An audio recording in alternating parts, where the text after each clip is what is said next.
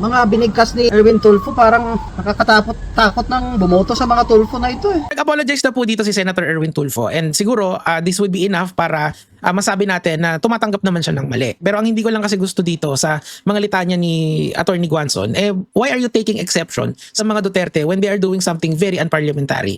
Halimbawa, si Rodrigo Duterte. Ito si Joke na magsalita, parang janitor. Tumakbo ka ng senador, hindi kayo bumoto ng tao. Alam mo kung bakit hindi ka nanalo? Kasi kalaki ng ngipin mo. Huwag na tayong lumayo si Sara Duterte na lang.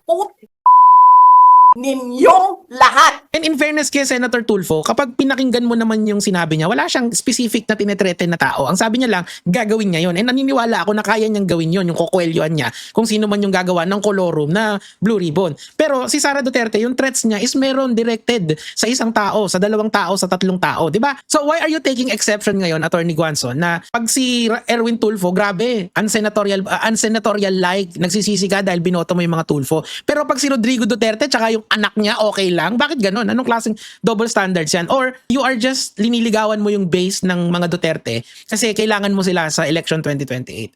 Where is the integrity here, Attorney Guanzon? Sana magkaroon tayo ng pag-uusap, interview. Siguro naman pagbibigyan mo ako doon. Yan lang naman po.